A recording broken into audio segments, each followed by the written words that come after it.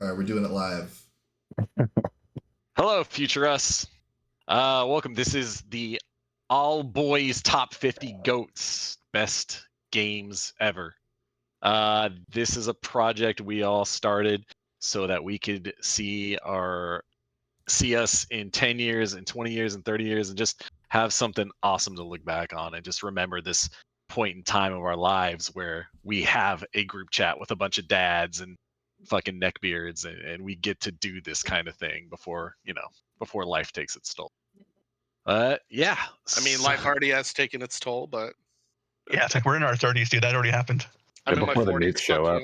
I hear it just gets better, Yeah, no, after 40 it doesn't About get better. I promise. So for like the record of roll call, it's Craig. I'm here. Tastemaker select. Who else is here right now? Justin, Cristobal Phrases Balenciaga. Balenciaga. Wikipedia brown note. Chris. Yeah, I'm Josh. Jace back in Discord. I'm Chris. MK Rivera. Yeah, that's me. I wasn't paying attention there for a second. Wait, there's two of you? I mean, Yeah, I know him and yeah. I agree on most things most of the time, but he is actually a different person. So yeah, so we're gonna have more coming along the future recordings and stuff like that. But this is what we're gonna do. We're gonna talk about our favorite games. We're coming up with a collaborative list between 5 or 6 of us about what our personal favorite games are of all time, and we We are here turning to our justify it. we're turning ourselves from 5 or 6 different individuals into one amorphous, hairy, fat blob. And this blob will have its own 50 greatest games of all time, and everybody will have to respect that. But yeah, so that's why we're doing this. So, Justin, I don't know if you've got the stream focus, but I'm gonna click that so I can sit there too. All right, let's take a look. So what we're looking at right here, this is our top 50 list that we're going to get through. We have a lot of games listed out here. We have our individual tabs down below here of our own 50 that we've all rated. We've all done some little extra credit on. But the goal is to get here. What we're going to do is we're going to take games that we all like. We're going to put them in this list. Phase 1 will be games that we know are going in the top 50. But that are just unfiltered. They're going to be in here. That's that. Then the next phase, we're going to take this 50, start disseminating it into brackets of 10. And then from there, we're going to organize, we're going to rank that bracket of 10, ultimately getting to the official top 10 of all time. The way we formatted this is that we have decided that everybody's number 1 game gets an automatic in. It is in the top 10. Yeah, there is no question. So these games are already in phase 2 and then, phase 1. It will be a fun argument seeing how this shakes out. From there, we've got a bunch of games that we've listed out that are between all 4 of the 5 or 6 boys all have these games on our list. Then going down to 3 boys and going out to 2 boys, we've got these scores, how we rated them, lower the better. And then the rating divided by it. So if it is a low number in this area, like Chrono Trigger is going in top 10, it just is, because that is the average of 4 people saying it's around their number 2 pick. And then it gets a little less weighty as you go down to the other ones. I mean, these are still very compelling. We'll probably put them in. And then going down here, this is where we got to start making decisions on what to do. And something we haven't really ironed out yet is do we bring personal favorites in there and just shove them in there and see what happens? We'll figure that out as we go along. To be fair, all of these are personal favorites, though, right? Like, we're all sitting here arguing why my personal favorite is better than your personal favorite. And why it's the personal favorite of the fat blob. This Fat Blob or the Amalgus Fat Blob? Both. Yes. So yeah, with that said, that is the overall view. So now let's talk about like our own lists. And you know what? I've kind of talked a lot. I'm gonna take a back seat for right now. Chris, why don't you talk about your list and how you came about it? Do you want to screen share yours so you can click around, or do you want me to like just hold it statically or something? Mine? Yeah. Sure. What the hell? All I right. mean, you're screen sharing it, right? I can turn off screen share and you can. No. Keep screen share on. That's fine. Let's do Okay. it live. All right. Yeah. So this is your list. That's So my list. Yeah, and if you scroll down to the bottom, keep going, and you'll see that is the other set of games that I put on my list that didn't make it. So we had a suggestion to use a ranking aggregator, right? And I put my Jesus Christ. list into the aggregator, but I didn't just put 50 games down. I had too many to choose from, games that I just loved, and I couldn't decide. It's like, which child do you love the most? So you just put them both on the list, right? You Well, aggregated all 100 or all 99? I did. That is Holy all in order. shit. Yeah. I mean, I have severe ADHD, so it's not for nothing. Do you right? remember how many it was? Because for my 50, it was like 240. It was like 400 something clicks. Yeah. It took me a while. So I went through and aggregated every single one of those lists. They are in order. The entire 99 that I have there is in order for me. And so I wasn't sure like how to order them, and I just went ahead and did the aggregator, and I ended up with games in my list that I was a little surprised ended up in my list, and games that I swore were going to be on my list that did not make it on the list. I swore that Magic Lord was going to be on that list, and it didn't make it. It didn't even make top I've never 60. heard of Magic Lord. Magic Lord, it's okay. So that list there's it's wrongly labeled as SNES, but Magic Lord is actually a Neo Geo game. Magician Lord, right? Is it Magician Lord? Yeah, it was like the kind of 2D. I think it was a Yes. launch game, actually. Yeah, Magician Lord. Yeah, that game rules, dude. Yeah, so that game I swore was going to be in my top list, and it didn't make it. And actually, oddly enough, I went and replayed it just a couple days ago because it was one of the free download games from Amazon Prime Gaming. So you can download it for free and play it at the moment. And it was not as good as I remembered it being. And so I'm actually okay with it ending up where it ended up. This is the game, right? Or is it Yes. still Yeah. showing description? No, yeah, that's the game. All right. Uh-huh. Yeah, that's the game.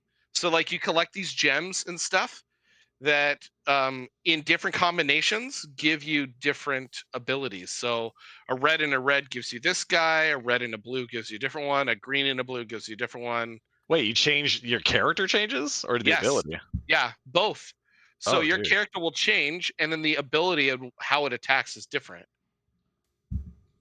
And I mean, it's a fun little side-scrolling game. I will say that the end of the game, the last level, is balls ass awful cheap, like unbeatable. I sat there for 2 hours trying to make those jumps. I couldn't do it. The controls are a little floaty, and the enemy respawn was just awful. It's like Ninja Gaiden trying to make that jump. You know what I'm talking about? I think like the 4th level. You know what I'm talking about? I don't know. That whole game's a fucking nightmare to me. We're talking about with the wind. Yes. Yeah. Yeah. So like the very last level of this game is like that, where every time you go to make a jump, the enemies respawn, and they respawn exactly where you need to jump. And I spent probably an hour and a half trying to make that jump. And I said, fuck it. And I closed my laptop, and I haven't opened it since. Yeah, I feel But like it. My brain loves this game. So. So I want to say it was like a little bit after it came out, a little bit after Altered Beast, so it kind of had that, SNK developed it, right? Yeah, it definitely came out after Altered Beast, but you know, there's a lot of these side-scrolling action type games. The translation on this game is like pretty bad too. You persistent guy, but your life ends. Yeah, I mean Wait, that's bad translation? I mean, it's not great translation, but yeah. So I had a bunch of games like that. Is this single player? Yeah. Okay. Yeah, it looks dope. But there's other games that are in that lower 50 that I'm very surprised didn't make the top 50, like Banjo-Kazooie, Donkey Kong Country 2. Some of those games didn't make the list, and I'm really surprised. Zombies Ate My Neighbors didn't make it. Earthworm Jim 2. Metal Gear Solid 1 didn't make the top 50.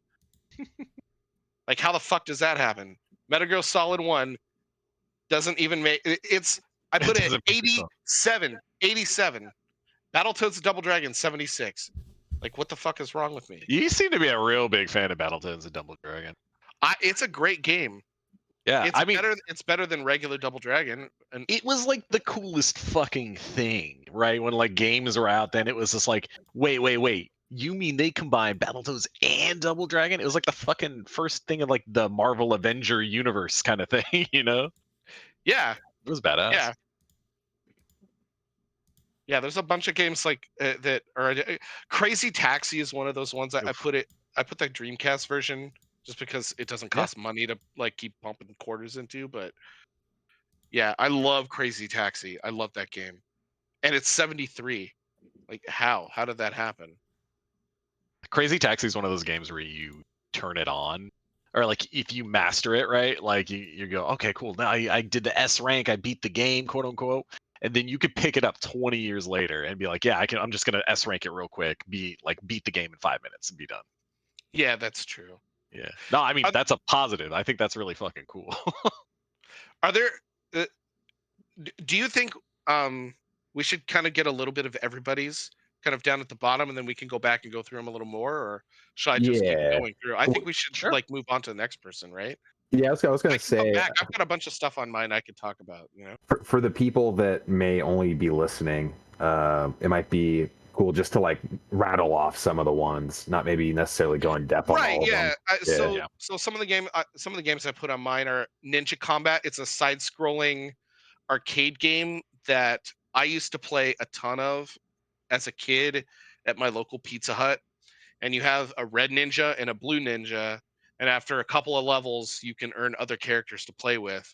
And the first boss I always remember was this dude whose arms extended out sort of like an accordion, and he had like battle axes, and you would like whack him away until his arms blew off, and then he had like no arms and he's running around all weird in that early side scroller arcade beat 'em up style.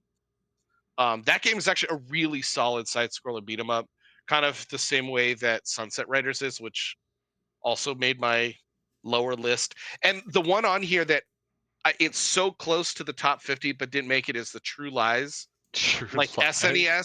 No, fuck you, because True Lies on SNES and Sega, that game is so good. It's a top-down sort of action platformer. Where you're going around and collecting items and shooting bad guys and stuff. It's really fun and it's well done. If you have an emulator or something, or you own the cart and want to emulate it, that's fine. Yeah. But yeah, you should definitely play True Lies for SNES. That game is bomb. For some reason, I thought you were talking about Basic Instinct. That's why I laughed. I was like, they made a Basic Instinct game for fucking sake. I think one of the weirder ones that's on this list is the Mystical Ninja starring Goemon for N64. I know that's a lot of people's like favorite N64. That's a lot of people's favorite N64 game. Really? I mean, like people who played it have a really big reverence for it. And the thing I'm actually looking at your list is that like I see you have it, the SNES one right there, right on top of it. Yeah, the SNES one is slightly better, but the N64 one is so weird. You sort of have to love it for its irreverence. They're like, we're going to make this game and it's going to be really weird. And the American audience, maybe it's a bad translation, maybe it's accurate, but it's so fucking weird that who knows. And there's going to be a roller skating giant robot and a sort of Power Rangers-esque scene, and like it just there's a laugh track. Like there's a laugh track that shows up when the main bad guy tells jokes. Like why, but they just did it just cuz. Like I don't know why, you know. Yeah, Well, here, and knock out a couple more real quick, and we'll visit some other lists. real Yeah, quick, yeah, I for want to give some props to Mystical Ninja as well. I know I mentioned it in chat before, but that game was, I want to say it came out in '97, so it was pre Ocarina of Time. But it had these really strong adventure elements, right, as well as the platforming, puzzle solving. You had, I think, 4 different playable characters with different abilities. Like, considering when it came out in the console's lifespan, like, it's a pretty impressive game. Yeah, and the controls are decently tight, you know. I mean, it's not Ocarina of Time in that way, but it's the controls are pretty tight for what it is. Um, I'd say some of the other stuff on here that I would put down that I think is worth a mention uh, is the NES Batman game. That game Oh, yeah. is hard as balls, but the music is so jamming. Like I'll listen to the soundtrack for that just by itself. Oh, yeah. Like it's so good. And actually, the Star Wars Pod Racer, the original one that came out on N64. I don't know why all my stuff at the bottom's all fucked up, but the Pod Racer game is actually pretty solid too. Um, Adventures of Batman and Robin on Sega Genesis. That game is really good, but insanely difficult too. Yeah, I remember being Um, really pretty, but fucking it's super so hard. beautiful for what it is. Yeah, it looks really, really good. Um, and then I don't know, Mist is like one of those. I felt like it just had to be on there, but it didn't make my list. So Yeah. let's move What? on to somebody else. I think, right? Like, is there anything else on that bottom section you guys think is worth a mention? Or I just want to say I agree that the Pod Racer game was sick. I played that a lot too. Was And I it think different from the arcade one? Because that's the only one I Completely ever played. it's basically an arcade port, but you could get all of the pod racers. You could fly any of them. Oh, Yeah, okay. so the arcade version, there's some of the same tracks, but the N64 version and the Dreamcast one, I think came out on PS1 as well. But that game is it's just completely expanded upon. There's tons of tracks. There's a bunch of different racers. A good amount of depth considering when it came out. I just assumed it was going to be just a cash grab license game for the movie coming out. Interesting. Yeah, solid game. And the controls are actually a lot better than you think they are. At first, they feel a little floaty, but that's because you haven't leveled up your pod racer. I was gonna say So, it's because your fucking pod is flying. Is that? I mean, yeah, your pod racer's flying at like 600 miles an hour or whatever. But it's cool because you have this whole element of you got to repair your engines and you got to keep those like kind of up to date while trying to balance speed and maneuverability. And so some of the pods are better at one thing or another. And so depending on the track, you might want to switch pods. Um, yeah, it's a really solid game. They just recently did a port for it. I want to say on the Switch. It just came out recently. And Yeah, then that another happens. cool thing about the controls for this game is that right there, actually, it just shows. So on the N64 version, uh, using the left C button or the right C button, it kind of turns your pod almost completely horizontal, vertically. Like your engines will, so it allows you to make sharper turns and to fit into like tighter spaces. It's actually a cool little bit of depth that you don't really see in any other kind of arcade racing games like this. Yeah. Interesting. So it's more about like fitting into a crevice rather than like spinning the tail out or something like that? Yeah, and also, so like for example, if you're going into a sharp turn left and you're holding down C left, so it also gives you a little bit of turning too, a little for the sharper turns and whatnot. It's pretty cool. Just now realizing how long this podcast thing is gonna. Dude, yeah, I mean, this is just my games that didn't make the list. One person's, yes. with 20 Oh, minutes.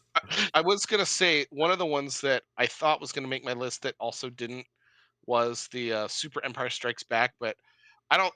I'm not that much older than you guys, just by a couple of years, but I think I was like kind of right at that window where when that came out on the SNES, like it would have been prime for me, but maybe a little bit kind of older for you guys. And those Star Wars games for the SNES are really, really solid. Like very good platforming. They're super difficult. Um, the music is all Star Wars music, but sort of chiptune-y.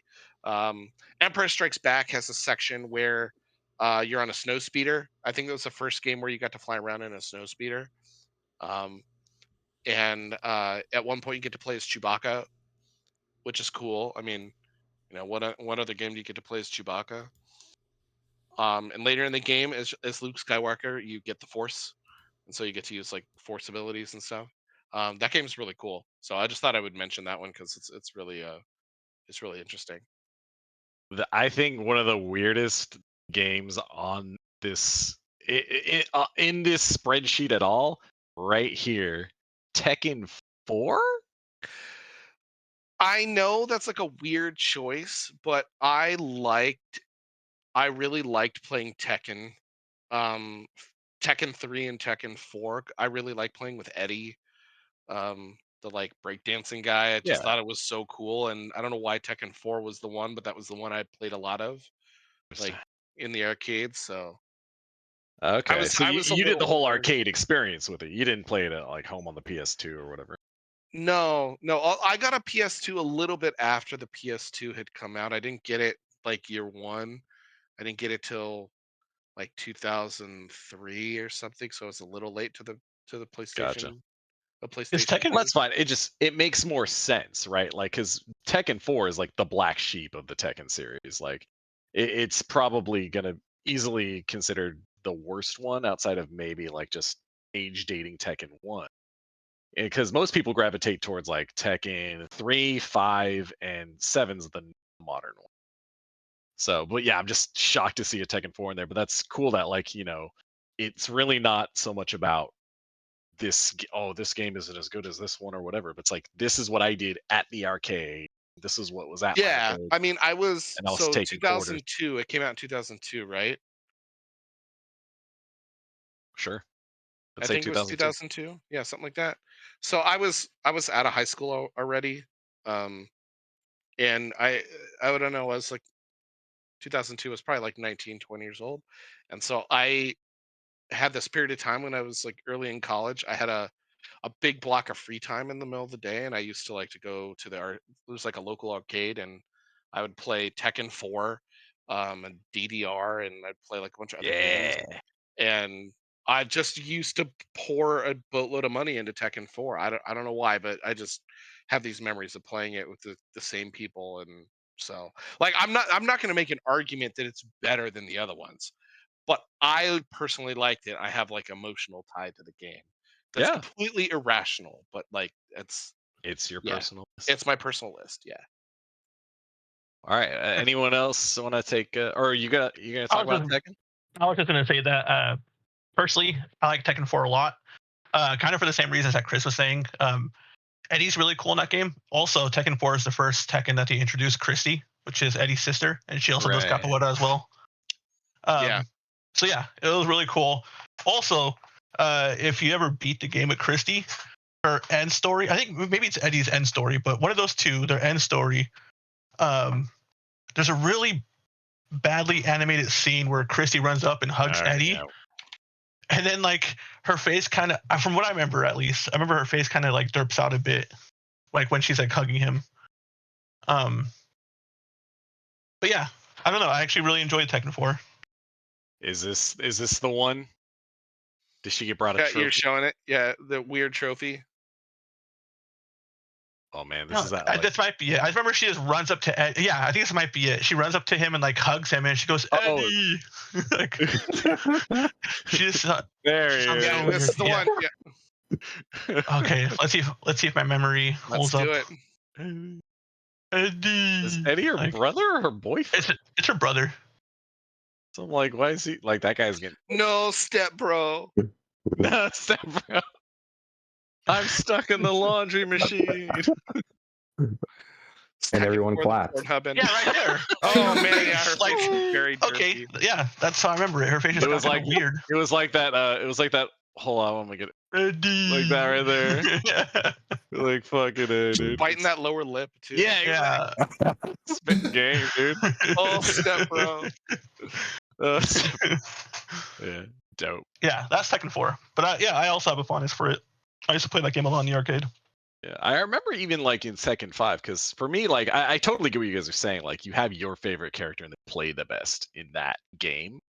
Because for me, it was Steve in Tekken 5, and he played so good. But then they have all these derpy ass like videos, you know, like you beat the game with him, and now he's gonna go fucking jerk off in a corner or something. And I just remember you'd come out like. He would come out and like for an intro for the match, and he'd pump his fist together, and he'd look at the guy and be like, "Oh, you want to try me, Gov?" And you know, just like, "Oh, I can't actually play as." I'm cringing too. Oh man. But yeah, does anyone else want to do their list? Volunteer? I nominate Josh. I also nominate Josh. There it is. Josh, I do you want to share? nominate someone else. Do you want to share your screen, or do you want me to do it like? No, you can do it. Yeah, there's not much moving around that needs to happen. Yeah, my list is pretty much emotional base. There's no logic behind mine. I will not say that any of these games are actually the best games in the world, but they're the best to me. Yeah, every game on this list, there's like a story attached to it. Number one, Final Fantasy IX. That I remember, the first time I played that game and beat that game, it just like blew me away. Every day after school, I would come home and like play it until it was time to go to bed. And then after I beat it, I immediately started it again and beat it again. And that's the best. Yeah, I don't know. It's it hit me the way old school Final Fantasies used to hit people, where it was like this amazing story, and you're playing a video game and it's like, holy crap, this is a game, but with like a movie quality story. At least to me, it was. Do you have anything that didn't make your list that you were shocked, like when you're thinking about it? When we talked about doing this project and you're like, oh, I'm going to put this game on there and this game, and then you're actually having to sit down and go through it all. And then you're going through a top 50 and there's like other games that you really like that on first thought you would think would be on the top 50 that didn't make it. Is there anything like that for you that didn't make your top 50? Yeah, I mean, there were a few, and like I edited this list so many times, and there was stuff that got moved up and down, stuff that got taken off. What's the stuff that you took off? Like Skyrim. I love that game, but for some reason it just didn't make my list because there was other games I would rather have on that list. That It's means Craig's favorite game. That means it's got to come out of here. Because I think it's Dino, Chris. Actually, no, that makes sense. Yeah, so Craig's favorite game is the Elder Scrolls games. All those are your favorite? Yeah, absolutely. Yeah. This ain't about me. We'll do that when Breath of the Wild gets talked about. No, Oh God. So it's like a 4-episode section just on Breath of the Wild for you. So the interesting thing was Skyrim was on my list, and then I completed my list, and I was looking at it over, and then I realized, I'm like, holy crap, I never put Minecraft on here. And Minecraft was kind of a hard one for me to like justify, but then I thought about I just thought about all the time I spent playing that game, and like I have like fond memories of like playing it during the summer when it's like hot as hell with the window open and just staying up all night trying to survive and build houses and crap. And that's when I decided, I'm like, no, Minecraft, it needs to be on that list. Well, you did the whole thing with like Ramiro and them. You had like a private server, right? That running from their yeah, place tons of times, and not just with them, but I have private servers with like other people and stuff. And I mean, as a matter of fact, I started playing it again recently. So Minecraft is one of those weird games for me where I'll play it and then I'll stop playing it for like maybe a year, even 2 years, and then I'll get this strong craving to play it again. And actually, right now I'm going through that where I started playing it again. I just have to. It's a game that I always have to go back to. But yeah, so I threw it on there, and then it was like at the bottom of the list, and then it's as I kept adjusting my list, it slowly started working its way up, and eventually made its way to number 35. And then as I was doing that, Skyrim started getting bumped down, and finally got bumped off the list. And that's one that I'm still surprised that I don't know, I just couldn't justify having it on my list. Same thing with Tony Hawk Pro Skater 2. That was originally on my list and got bumped off. And it's like that's why these lists are so interesting, because you could like imagine having a conversation with some random dude about like, yeah, I had to bump Skyrim off my list because I had to make sure Lion King for the Sega Genesis made it, right? Like it's like, we all have like personal stories about and that's the thing too, because it's like like you could easily argue that Skyrim is a way better game than Lion King ever was, but when I look back at my past, for me personally, I don't know, man. I loved Lion King. I remember like the first time I played it, like the soundtrack and just the way the game handled and looked and stuff. And I remember like the first time like you die and you go, holy crap, you see Simba like curled up on the ground. Oh yeah. And it just like blew my little kid brain. Or even when you just start the first level and then you have the animation of Timon going, it starts. It's like, oh shit, that's dope. Like, what I appreciated too about Lion King playing as a kid is there was really no tutorial. It didn't really grab your hand and guide you through the game. You had to actually sit there and figure out, okay, well, if I bounce on this bug, what happens? Oh, I get to jump higher. Oh, so that's how I get to that platform. Okay, cool, I get it. It kind of forced you to think. And as a kid, I really appreciated that. But it is one of those games that there's a couple of them out there that got released on multiple platforms, and one version is harder than the other. Like the Genesis version is easier than the SNES version in this case. However, the parallax scrolling level is better on the Genesis versus on the SNES. Because for reference, there's this Stampede level where it's kind of a precursor to the Crash Bandicoot run towards the screen getting chased by something thing. And on the Genesis, this game was developed by it was Traveler Tales, I believe. But yeah, those guys were fucking wizards with the Genesis hardware. They did some really cool shit. I think they also did Mickey Mania. I was gonna bring up the Mickey Mania thing too, which I because I'm trying to stay off of games that are in my top 50, and that's in my top 50 for like very good reason, and so is the Lion King. But the Mickey Mania game actually has parallax scrolling in a level that does not make it into the SNES version. It's only in the Genesis version. So the Super Nintendo version has a level missing that the Genesis version has. Kind of like it's because Sega does what Nintendo don't, Well, that's true. It's got blast processing. Yeah. But the Aladdin game for Genesis versus SNES very famously are almost basically completely different games. They might as well be just two different games. But the Lion King and Mickey Mania are the same game, but just developed slightly differently. And the Lion King on Genesis is easier, but I would argue it's better. Because harder doesn't necessarily mean better. I think we've had this discussion, this sort of argument in our chat before about like replayability, right? And games that are replayable because they're fun versus games that are replayable just because they put a bunch of carrots on sticks that force you to replay it. So a game that makes you want to replay it just because it's a fun thing to replay regardless. And I think the Genesis one has a little bit more of that because it's not quite as punishing. There's always this sort of balance between difficulty and fun, and players I think want to be challenged when they play games, but they don't want to be challenged so much that they hate themselves. Um, unless they're a I already hate masochist, and then myself. they put Batman on their list like I did.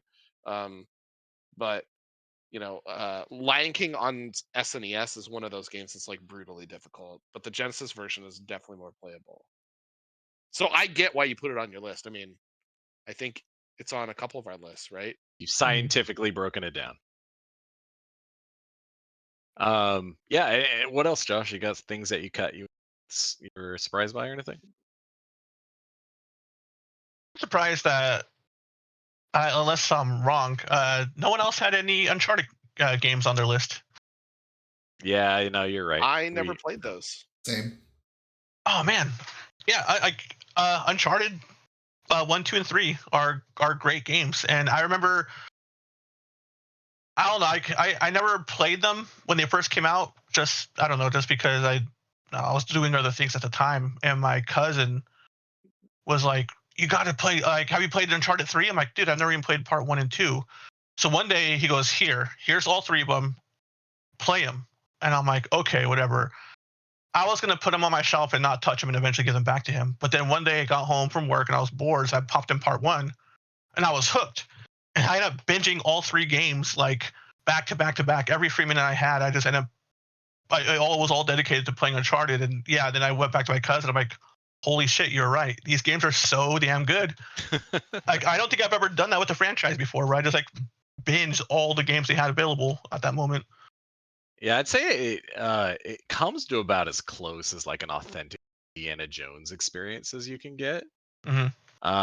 But it's just a tinge. It's a little. It needs to be a little more Disney to really nail it, right? But Yeah. yeah. I mean, like, and also I don't want to talk too much about games that are in our top 50. Talk about other stuff, but yeah, like it didn't make my top 50. I liked 2 and 3, especially the whole scenes where you're like, what is it? The planes fucking exploding, and you're like, you're jumping out of it, and you land in the desert. I What's don't the know. one that starts with the train hanging off the edge of the cliff? Oh, I I think think that's that's part 2. Yeah, two's the one with the train sequence. Yeah. So like I never played these games. I had a 360 where I turned 360 degrees and then I walked away. Mm. And I didn't have a PlayStation 3, so I didn't get to play them. But I watched a clip on YouTube, like somehow like ended up in my feed at the time of the opening sequence to Uncharted 2. And I thought, holy shit, man, I need to buy a PlayStation 3. I want to play this. This looks wild. Mhm. This is ridiculous. And which then I didn't do because I'm lazy and I'm cheap. But it's one of those series that I've always sort of like regretted not having played, even though I feel like I know I should. I just never have. I'm not going to go buy a PlayStation 3 in order to, to play them now. But yeah. For You me, could always play the PS4 remasters. Yeah, What do they I call don't it? have Drake's. PS4 either. Not Drake's. yet. You will have a PS5. I can sense it in your future. I don't have any of those. But Just get Dino's fiance is ridiculous at like procuring like hard to get hardware.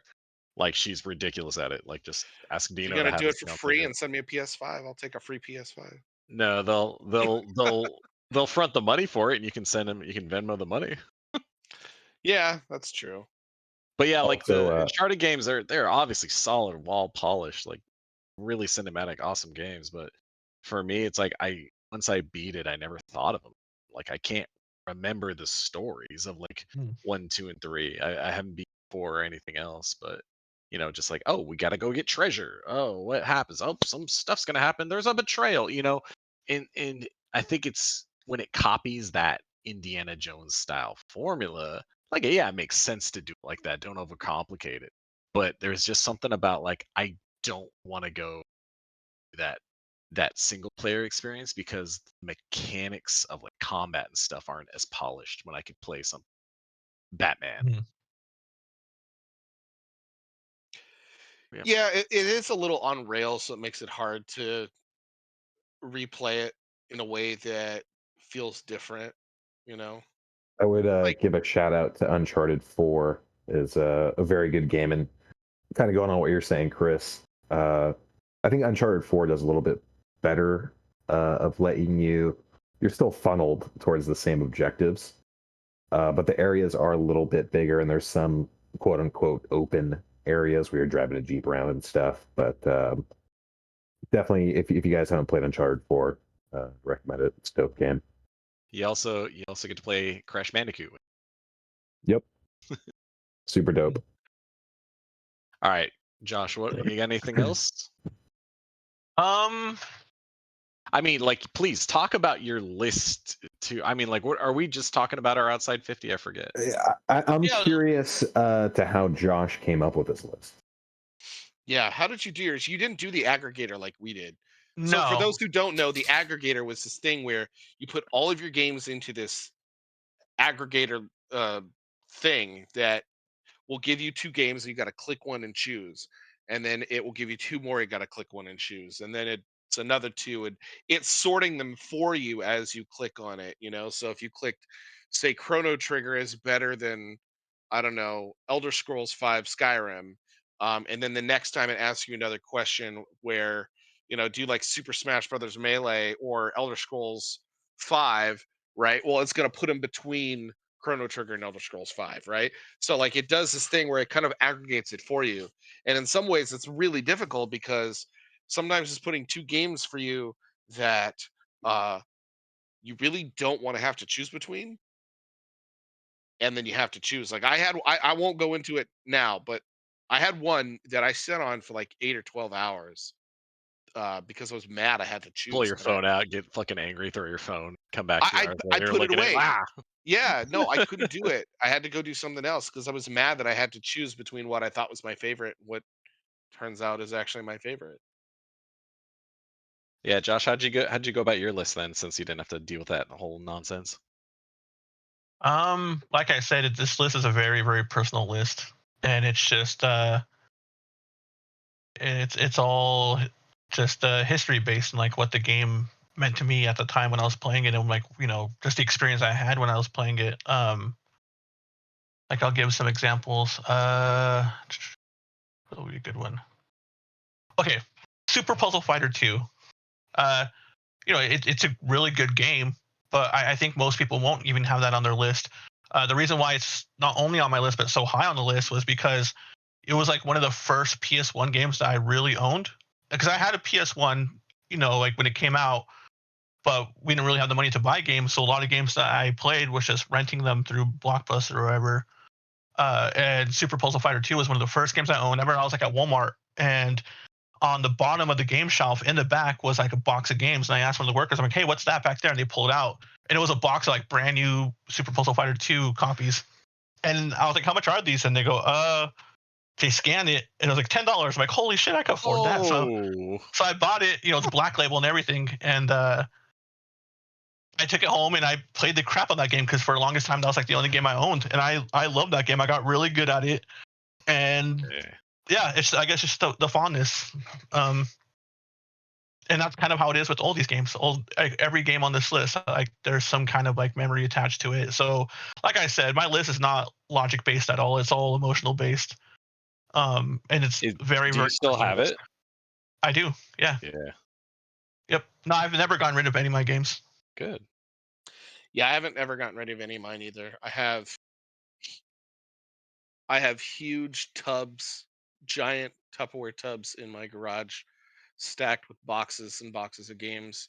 And then I have all my games that are on CD. They're in those giant music CD jackets, holds Oh, hundreds of them outside at of a the time. case? Yeah, so I keep them in these like protective sleeves, stacked in a thing inside the house because I don't have room for all of the containers inside the house, and I don't want the CDs to be outside where they could go bad. So Yeah. I keep them inside, like in these like nice leather bound protective jackets that you would put DVDs and movies in, like, you know, in your entertainment console in the early 2000s. Um, so I have all of them in that for all of my consoles that are on CD, and then I have all the boxes outside in Tupperware containers, and I just can't get rid of them. All right. Well, cool. Anything else you want to say about your list before we move on? Um, Not I mean, really. Just obviously. that it was tough, and Yeah. there was like I could have easily have done a list 3 times the size. Yeah.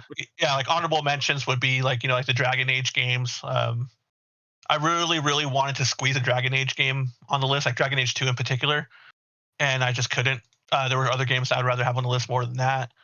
I mentioned When the game you Skyrim. push out is Bushido Blade, it's not so easy. God, dude, I took that off the list and then I Yeah. put it back on the list because I was like, man, I spent a whole summer like just playing the game, like the crap out of the game. Like I really love that game. It was so simple but fun at the same time. To be fair, I haven't played it as an adult, so I don't know how it holds up. but I really liked it when I was a kid. Yes, memories. Man. But yeah, tough list. I wish I could have put more on there. Well, I think the best thing to do now is to force Justin to go because he's been silent for about 45 minutes while we talk about games he never had access to when he was a kid. Dude, when you said 45 minutes, it literally hit exactly 45 minutes. Hey, Like to the 'Cause I'm to the literal Illuminati. second. So did you play your games by bicycle wound electricity or something? Is that By candlelight. I my parents really disagreed with video games growing up. they're the devil? Yeah, my grandmother got me an N64 for Christmas, and it was like her and my parents like didn't talk to each other for a while, like over that. Holy Yeah. shit, dude. It was yeah, it was crazy. So eventually when I did get the console, I got I think it was like a bundle that had Banjo-Kazooie and like one other game. I forget which one. And it was like those were the two N64 games that I had for like a year Yeah. until Christmas came again. Until like grandma, like Yeah. I hope it wasn't Jet Force Gemini. It was God, I can't remember which one it was. But it was like an hour of N64 on Saturdays only, and that was like what I grew up with. And also like, when I was a kid, like because my parents like really weren't into video games, like I just never got more of them. So like the N64 games that I did play, I played like 5 different ones, and they were all like rated E for everyone, like nothing like parents are looking at the box like, yeah, like they took that seriously. The like McDonald's adventure game, or like the what was that rated E Wizard of Oz game for SNES? Like those games, like Barbie side-scrolling adventure games. So I don't know, we also like didn't have like a ton of money, so we didn't like eat out very much. So that was all like kind of not in my like frame of mind either. And also I think I'm maybe the youngest person. you are. Are you? So He's definitely the youngest person here. I had so N64 was my first console, and then well actually no, I got an original Game Boy from family in Hong Kong. And actually, okay, so one of my first games for like the original Game Boy was like a bootleg Chinese like cartridge where it had like 20 games in one, and you would press like a button those on are the the back. best. It was sick, but I had no idea it was fake. I got Pokemon Yellow, and it was like a black cartridge with like a very poorly printed Pikachu on it. Second edition. And I was like, why is your Pokemon Yellow cartridge yellow? I was like, that makes sense that it would be yellow, like because it's the yellow version, but like mine don't look like that, Oh, man. But yeah, that would be why. So I had like N64 original Game Boy with like really random games, and I had I think like a couple of years after I got the N64, like one of my family members had like an Atari that they like didn't want anymore, so like I got that. So I've played like Woohoo! ET for Atari. Oh my god. And but I just kind of like skipped NES, SNES. I kind of started with N64 and like Game Boy Advance, and then GameCube, like PS1. These were things that like I went over to my friend's house and played. All right. Like watched them play, or like would play, or Dare didn't break your 1 hour on Saturday rule, did you? if you go over to the friend's house, who knows what you're doing over there? Yeah, studying, Yeah, you're just studying and reading the reading the dictionary. Bible. Yeah, exactly. Yeah, like looking at your list, there's like really there's not much that is old. Like you have a Pokemon Gold and Silver up here somewhere. I forget where, but it's like you can really tell like Persona 5 and all these PC indie games and later on games. Yeah, it's a really interesting list. Yeah. Yeah, yeah. That's kind of like where that stemmed from, I guess. I just didn't have a Wait, lot of exposure to it. is Banjo Kazooie on here? It Yeah, is, there it yeah. is. There it is. Um, So- yeah. I kind of did my list off of um,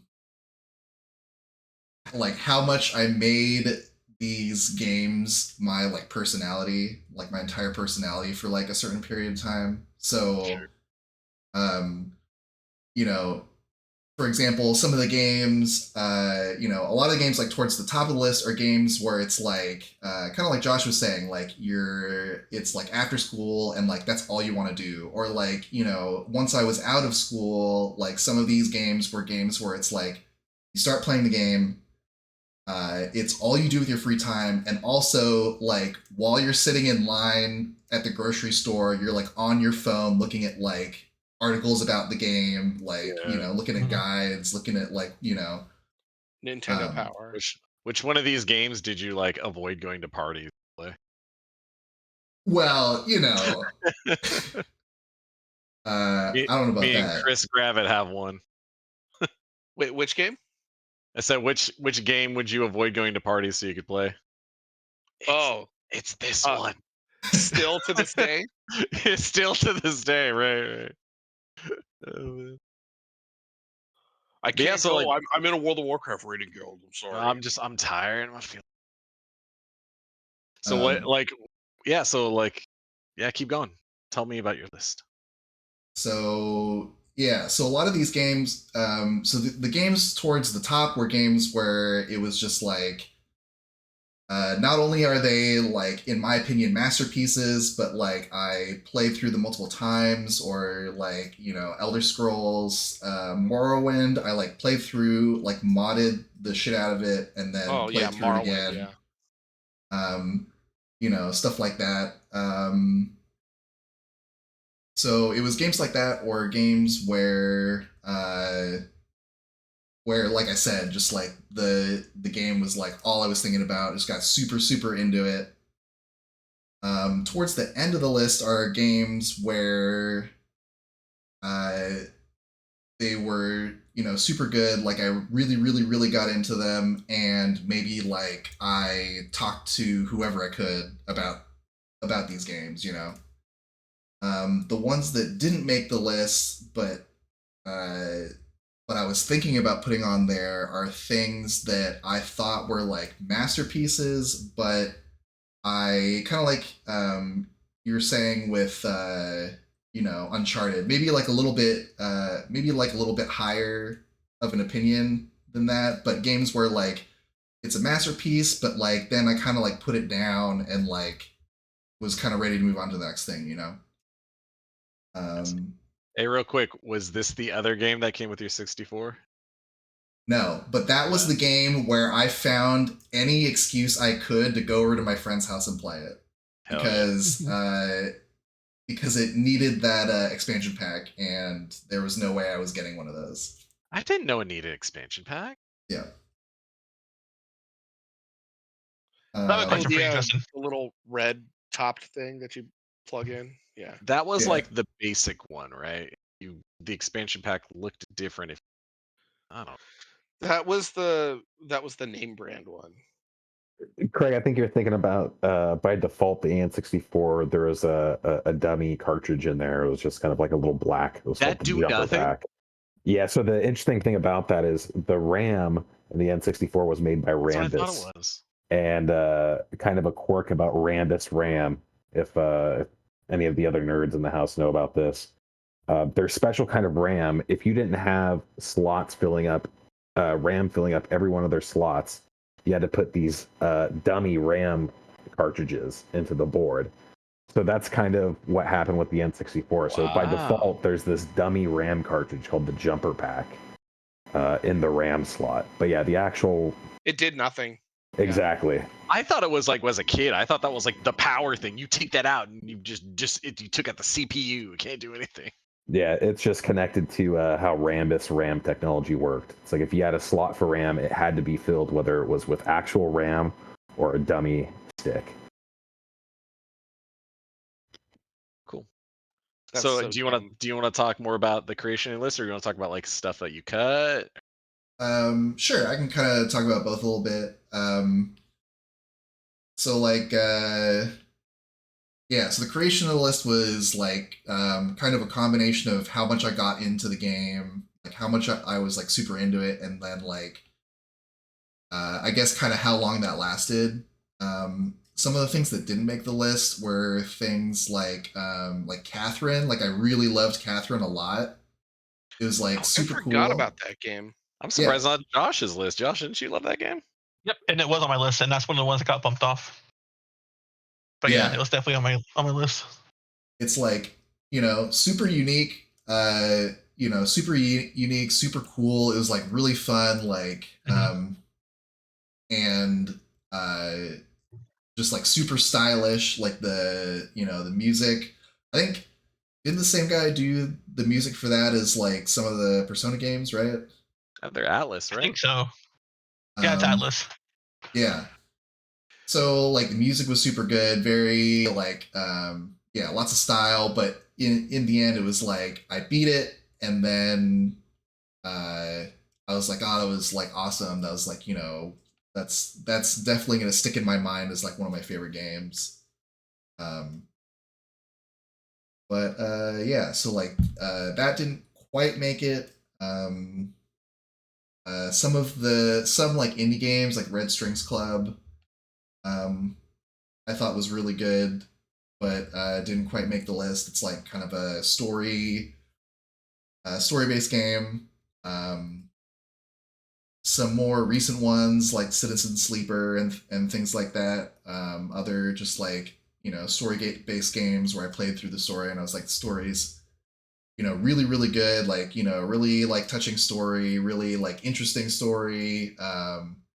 Says something like really unique. But then like I played through it and I was like, hey, everybody play this. And then like I kind of never thought about it again. Whereas like something like Hades, it's like every single time I think of roguelikes, I'm like, oh, I hate roguelikes, but like, let me tell you about Hades. Or like, somebody will be talking and they'll be like, oh, that reminds me of Hades. Hey, have you tried Hades? You should try Hades, Games that are more like persistent like that kind of made it on the list over games that weren't. Cool. I have a question for you. Yeah. How much more bigger could you have made this list? Like, let's say there was like no limit. How many more games could you have put on there? Let's say you were a No Limit Soldier, right? Like, could you have gone like double or triple the size of this list? That's a good point. So I think I also probably had maybe the hardest time like listing out games. Because a lot of games I think don't really count. Like there's towards the end of the list there's a game called Kind Words, which is yeah, I'm interested in whatever that is. It's like not really a game. It is, but it isn't. Like literally all it is you can just scroll through. So everybody that's playing is writing like a thing that that's like bothering them. So you could just like be like, like I'm having trouble, like my job sucks, like I hate, stuff. And all of these things just get put into a stack. Like it's all like, completely anonymous, like and the description says it's a game about writing nice letters to real people. Write and receive encouraging letters in a cozy room, trade stickers, and listen to chill music. Yeah. So the whole thing is literally just like you scroll through like the stack of like things that people have written, and you can just respond to people and just be like, yeah, that sucks. Like, I've been through something like that before, and you just like kind of support people. And these are real then, people. yeah. That's So it's a video game in which you doom scroll through positive or like people who need. letters written by rando people that you don't know. Yeah. That's wild. Like that's a game. Like there's a UI with a character and like that's wild to me that that's a game. That's the there- beauty of indie development right now, is that shit like this can exist. Well, I mean exactly. Like you want to do some weird shit like this, go for it. Like Yep. here you go. Yep, and that's another layer of like when you have people who are pretty down on games and you just talk about games like this and how like video games can take on that fourth level of like art that like a book or a show can never do. Like you interacting with the medium, these insane meta things like that. What's that one comedy night where it's just people jump in a fucking room and they do a little stand up routine. Shit like that. It's crazy. Let's see. Another thing that didn't quite make the list was Danganronpa. Oh yeah, I used to play that at work. I mean, Wait, what I used to work and talk about it. What game is that? It's Danganronpa. it's by Spike Chunsoft, and it's just like it's like a murder mystery game, where you have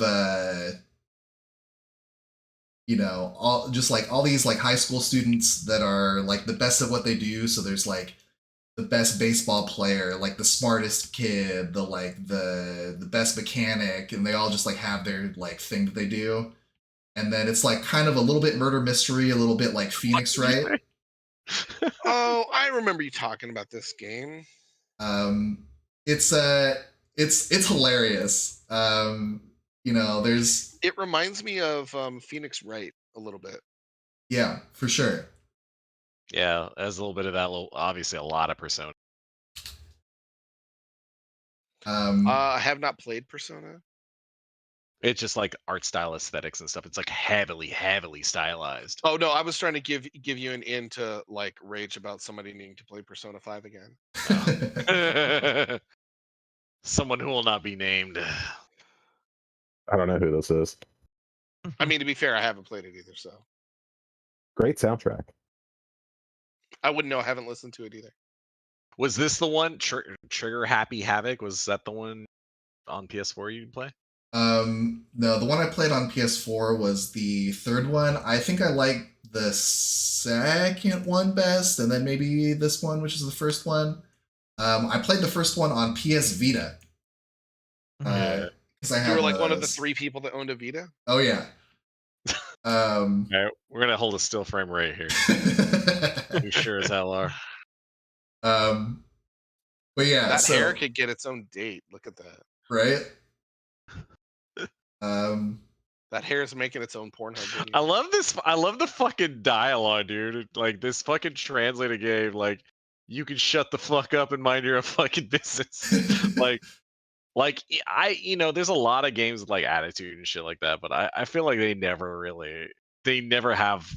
into that depth. I would say it's always like like, oh yeah, I'm an edgy teen, but I'll say crap instead of shit and stuff like that. So I love that kind of stuff. Yeah, this game is just way like over the top. And there's the like adorable bear is like the most sadistic, like piece of shit that's like making all of you kill each other and like doing the things like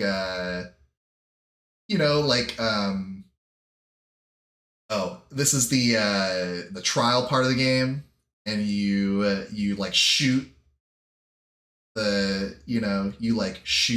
actually shoot the words that you like disagree with. Are you controlling the reticle?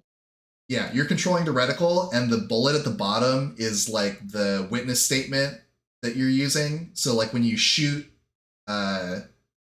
So like there, he's like using that witness statement to like shoot a hole in that what that person just said. But yeah, it's like there's like a lot of like meta, to it. But it's, it was very, very close. Like this would probably be like 51 if I had to, Yeah.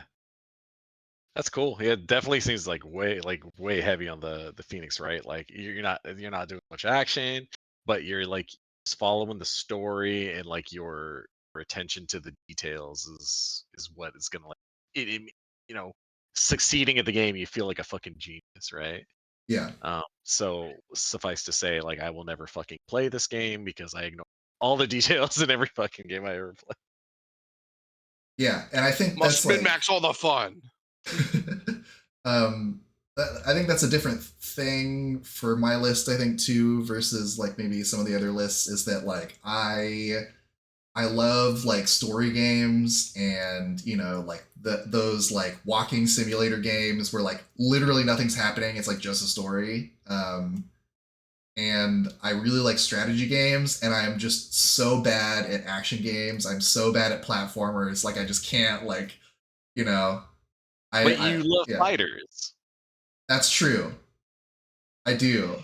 Of all the lists, your list is the one that I've played the least. I think Yeah, it's that's that way. true for everybody, I'm pretty sure. Yeah. Cool, man. Anything else you want to add on? Some honorable mentions or something?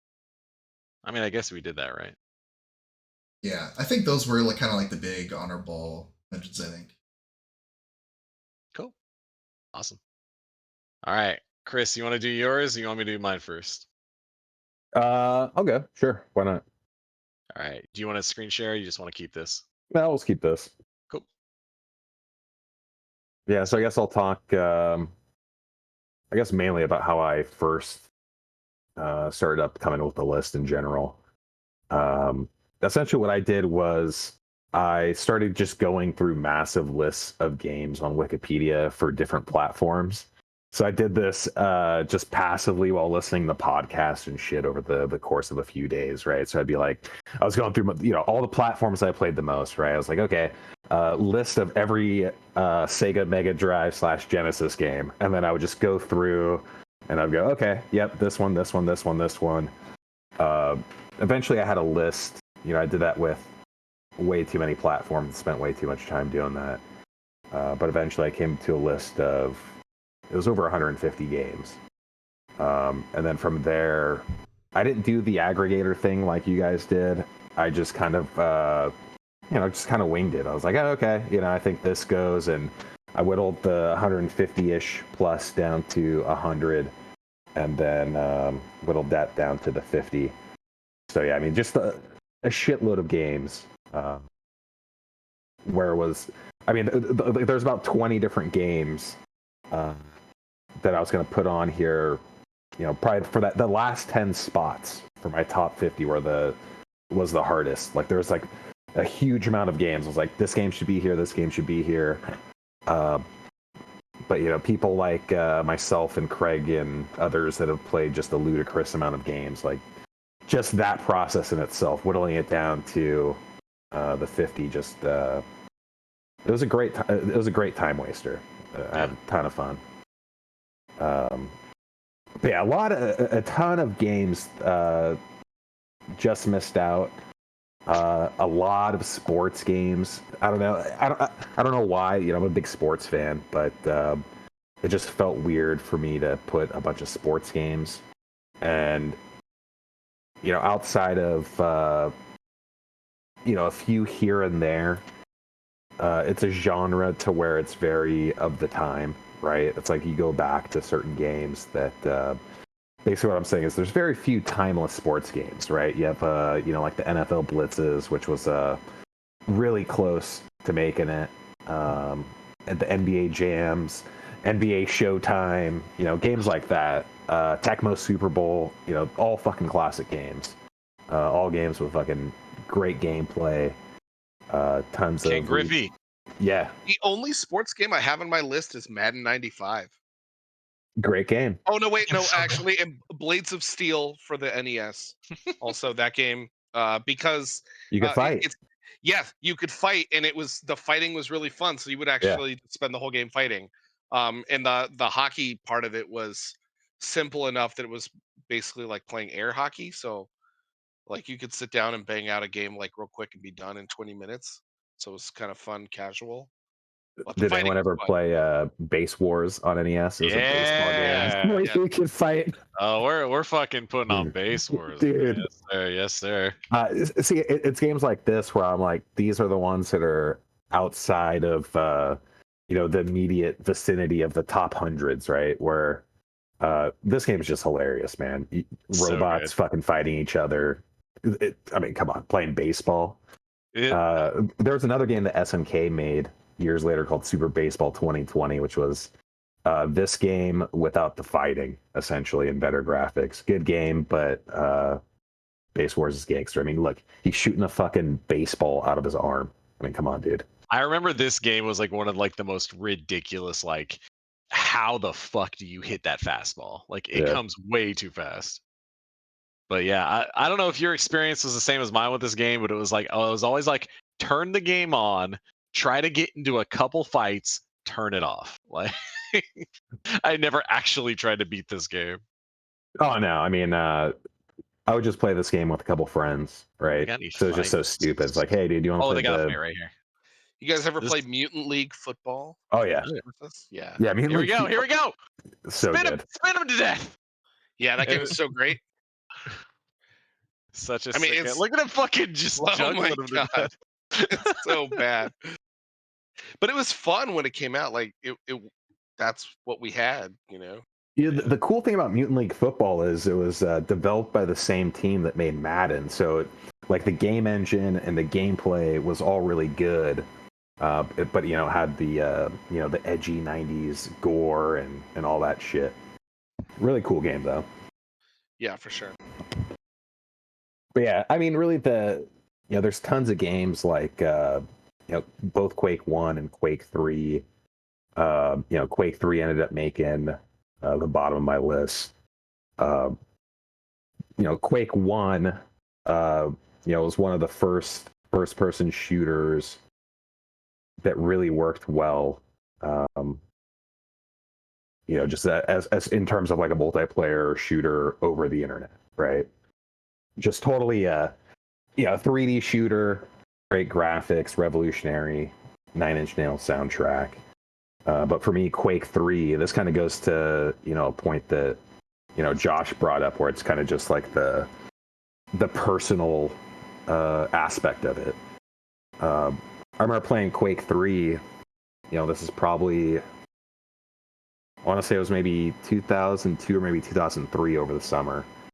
And this was one of the games where I would just spend, I'd be playing it almost every day until 3 a.m. I'd have like Conan O'Brien on the TV in the background, playing Quake 3. And then eventually like Cheers is on in the background. So it's like 1:30 in the fucking morning, right? That's when you know you gotta go to bed. You're like, oh, Yeah. shit, Yeah. It's like, Okay. like it's the third episode of Cheers. It's got to be getting late. yeah. I don't know And if you guys had Wally George up there. It was like a local, it was a local talk show host from the Orange County, Southern California area, but he played on public access. He was in a bunch of other markets. He very famously had this like really bad bowl cut. And it would play on public access really late at night. And that was always my signifier that I'd been up too late. He'd have Guar on there and professional wrestlers, and it was just kind of a shit show. But yeah, that was always it was like, okay, I've been playing video games too late. Yeah, that's a signal that it's probably time to go to bed. But yeah, Quake 3, other games that are in this category, Counter-Strike 1.6. Right around that same time, I was just playing a shitload of that game just all night. Elder Scrolls 3. Whereas, Elder Scrolls 4 didn't make my list, because, various reasons. But yeah, I mean, the one of the fringe games that didn't make my final list that's kind of in the same vein was the first Unreal Tournament. Because right around that time, Quake 3 Arena and Unreal Tournament, it was when those games came out, it was weird that it was multiplayer only. People were like, "What the fuck? Like, there's no single player mode." True. Wasn't there like a jank single player? It was just like, play through each level, get first place. Yeah, it was basically play against bots in different maps. Yeah. Not an actual, because you look back at Quake 1 and Quake 2, those were both great single player games that had multiplayer as well, right? And then you look at the first Unreal game was a fantastic single player game, right? And they're like, all right, so here's Unreal Tournament. People were like, what the fuck? But that was just another one of those games to where, in my opinion, it changed gaming. Every single weapon had two functions. The functions could interact with each other. There was just little things you could do, modify the gravity. For the time, it was like there was nothing that was fucking with it in terms of like the amount of options you can do. But going back to Quake, I just liked a little bit more. Like technically Unreal does more shit, but Quake made it. Unreal didn't, Yeah, I don't blame you. Yeah. No, I think as much as I love Unreal Tournament, I think Quake in the end was just a more appealing game. I mean, for fuck's sake, there's a Quake Con that still goes on to this day. Well, there's an Unreal company, Josh. No. Yeah, for me with Quake, it just came down to me, Quake just felt better. It wasn't as complex as Unreal, but the movement, the guns, the map designs, it was just a more of a core, lean experience. Where everything felt like it was intentionally designed in a very specific way. Yeah, for me, like we never, I didn't get my first computer until like, oh shit, I was. Your first what? You cut out. Sorry. Oh, I didn't get my first like my own personal computer to play games till like I was like 14 or something like that, I think. So yeah, I missed a lot of like that era of PC gaming, and then when I did get into it, I was playing like Roller Coaster Tycoon, The Sims. Same. But yeah, but I jumped into into like Unreal Tournament, and I feel like it was like one of those things that's like those games are so closely interlinked. I didn't have a personal computer until I was old enough to drink. Damn. Yeah. How are you playing WoW? So that I'll kind of like go down that really quick. So I was always console. I didn't have a PC. We had a family computer that was a Mac, which is why Power Pete is on my list. And that was the family computer that we had, and then it eventually died in like, I don't know, 2000 or something. And then we got some Dell clone or something, with dial-up internet. And basically the games that I had on that computer were emulated Sega, Super, and NES games that I downloaded and would play on ROMs on my family computer. That was it. Those were the only games we had. Or like weird hentai games that we would like sit around in a group and laugh at. And like that was about it. That was all we had on a Laughing computer. so hard, man. Yeah, no, totally. Yeah, all by run to the myself. bathroom and fap. Yeah, with the lights out, like late at night by myself. No. But I didn't have a computer really myself until 2005. I got a laptop. It was like a low end Dell laptop, and I played World of Warcraft on it on the lowest settings, and it was still, the computer didn't meet the base requirements, and so the entire, like, all the textures were they look like a patchwork quilt, so you couldn't actually see the ground clutter. You couldn't see the ground textures. It was all just singular color patchwork. And I played the game at maybe 10-15 frames per second out in the open world by myself. And I didn't have a computer I could play World of Warcraft on that I built myself actually until probably 2006, 2007. When When we I actually started playing? when I met you, when we started playing, I built my own PC then. Yeah, I was pretty Yeah. lucky in the sense that when I was a kid, my best friend, his family. So when I first moved to Santa Rosa, or actually the second time I moved to Santa Rosa in the early 90s, my best friend, his family, they were super into PCs. They were way ahead of the game on this stuff. And I remember the first time going over there, they had a PC. This is before, it was right before Windows 95 came out. And they had a PC where it had, it was kind of like a game. It was kind of like a game. No, it was a game launcher. Think of like a very early precursor to Steam, but it was for MS-DOS games that you had installed on your computer. So instead of having to go through the command line and go wolf3d.exe to launch Wolfenstein, a little menu would pop up and you would just type, 3, for the game on the list. Okay, number 3 is Wolfenstein, launch. The future is here. Yeah. I mean, that was a fucking revelation. But yeah, being around that family a lot, I got into PC gaming really early. That's where I first played, Wolfenstein 3D, Quake 1, Command and Conquer, Red Alert, etc., Quake, Diablo 1. Diablo 1 is, that was literally when Battle.net first launched, right? And, I thought it was that Warcraft 2? So I want to say they re-released Warcraft 2 as they had like a Battle.net edition, because originally Warcraft 2 had online connectivity, but you had to use like TPX or like a various other protocol to connect peer-to-peer. But anyways, yeah.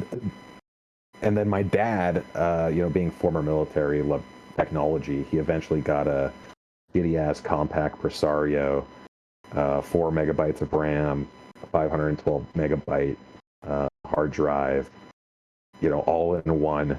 Just a complete beast at the time. But, in retrospect, because I remember, like, at one point, not being able to play a lot of games because we didn't have 8 megabytes of RAM. Like, that was a huge thing when me and my brother pitched in to buy more RAM so we could play Warcraft 2. Solid. Yeah, dude. I want to go through a few other games that didn't really make my list.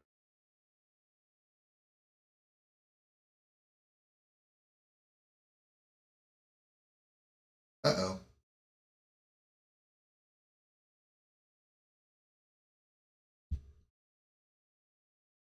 Uh-oh.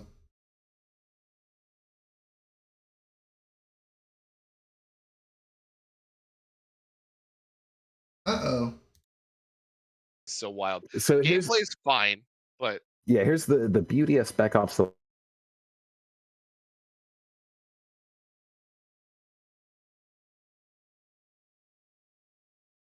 Beauty of Spec Ops: The Line.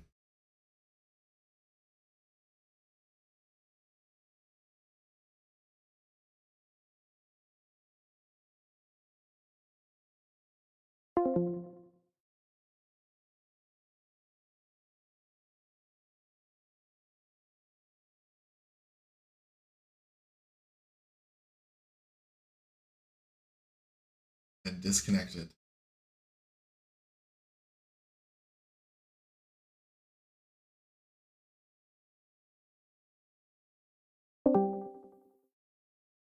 Of the story is told during gunfights, walking, to and from gunfights.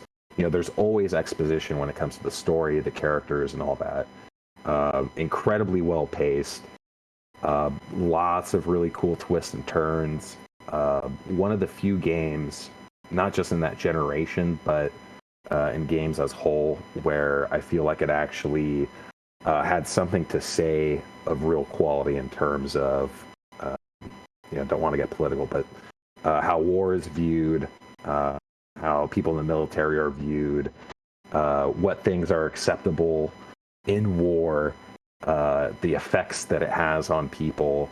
Because, you're looking at the 360 generation where, you had Modern Warfare 1, which is a landmark game, but when you kind of go back and play it, you're like, this shit's kind of goofy, right? Modern Warfare 2, in my opinion, had better narrative stuff. Obviously, the don't speak Russian, fucking iconic, shit like that, right? But in terms of that narrative and consistency, being serious while not being stupid or ham-handed, there's very few games that top Spec Ops: The Line, in my opinion, like in that aspect. This is a game that I replay probably every couple years. Load it up on Steam or 360, and there's a lot of just cool little things that you'll notice. Just a really cool game overall. Like I said, in terms of gameplay, nothing special. It's a fun game. It's functional. You're not going to play it and be like, this fucking sucks, but you're also not going to be blown away. Overall presentation, the way there's this one sequence early on where you're approaching a building. It's probably about like 10 minutes ahead of where this particular scene is. But it's pretty dope because you're approaching this building and it's all flooded with sand from sandstorms. Essentially, the story is a group of soldiers in Dubai. They've lost contact and you have to go in to find out what happened. No one's heard anything out of Dubai, right? But there's a sequence where you're approaching this building and you hear it's a big action sequence out of nowhere, and just very organically the song Hush by Deep Purple starts playing. And there's just something super gangster, like you're just there's grenades going off, and the song's like la la la la da da da da da, like it's just super epic, right? Subtle, not over the top. Just a really cool game. It gets my full thumbs up, but didn't make my top 50 though. Mainly because of, kind of like I said, it's not like a showpiece in terms of gameplay or anything like that. Yeah, I've heard amazing things about that. Basically, exactly what you're talking about. Just really, it's a really good experience type of. Yeah, shows you something different. It's kind of like the next, like if there's slightly more gameplay to, I shouldn't say that, but like one of those quote unquote walking simulators that Justin was talking about. Like, essentially the game is very linear. It, puts you down a fairly narrow path, but it's fun. Really cool presentation, great story. Highly recommended. Another one. So this is. I have a feeling Chris G might have played this one, but it was Beetle Adventure Racing on the N64. Oh, hell yeah. So I've heard about this. This is it's another one of those kind of fringe games. It's so weird too, because like it's just a bunch of Volkswagen Beetles. Yeah. Like, why? Who asked for that? The question is who asked for this game? Yes. Sat down and was like, you know what game really needs to be made? A racing game where all the cars are exactly the same. Somebody needs to pay $60 for a game where all the games are exactly the same. And you know what else? Those games? Volkswagen Beetle. That's it. Volkswagen Beetle. Why? I don't know. Because fuck you, that's why. And what's funny about the game is that it was developed by Paradigm Entertainment, who the game that they did before this was Pilot Wings 64. Which is a great game. Yeah. And what's funny about that is I think Pilot Wings 64 was the first game they ever published, or that they ever made. It is. Yeah. Because they actually made they made like flight simulators and shit like that before they made actual video games. Yeah, they weren't like actually making a bunch of video games until later. So the cool thing about Beetle Adventure Racing is that when you kind of look at it, you go, okay, it just looks like a standard arcade racer, right? As you can see, Craig's got the screen share going on. So you see that little box that the car just hit.